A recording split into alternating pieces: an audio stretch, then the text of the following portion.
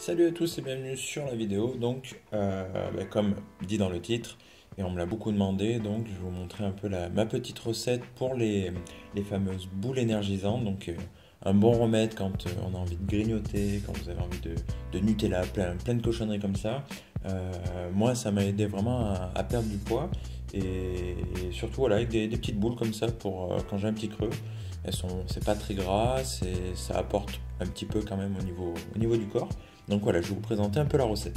Donc là, il vous faut 50 g de flocons d'avoine, une cuillère à soupe de beurre de cacahuète, une cuillère à soupe de miel, 25 g de pépites de chocolat noir.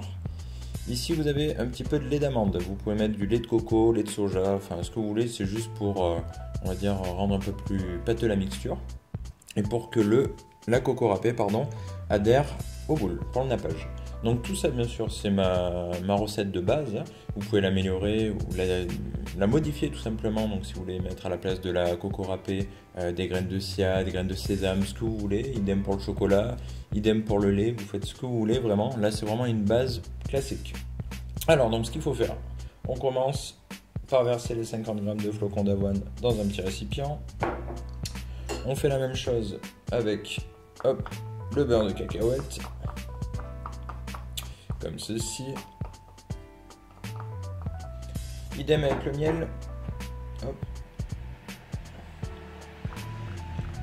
Voici.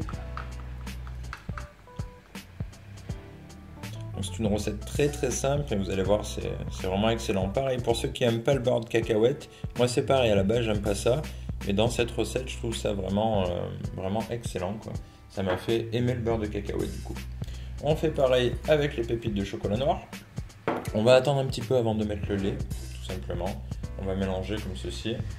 Hop. Voilà, donc une fois que la mixture est bien mélangée, donc que les flocons d'avoine ont bien collé au beurre de cacahuète, là vous pouvez rajouter un tout petit peu de lait. Donc allez-y mollo. Le but c'est que ce soit juste collant pour le nappage. Il n'y a pas besoin d'en mettre beaucoup. Hop.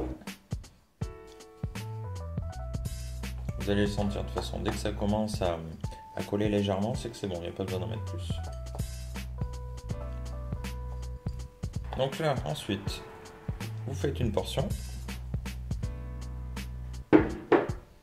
On prend à la main et on commence à faire une boule.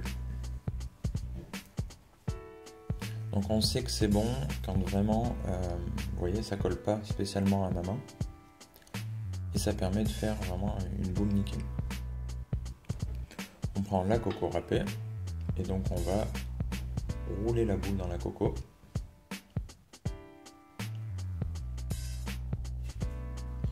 Comme ceci. Et là vous voyez, vous avez une belle boule qui se tient bien. Impeccable. On réitère la même chose pour les autres.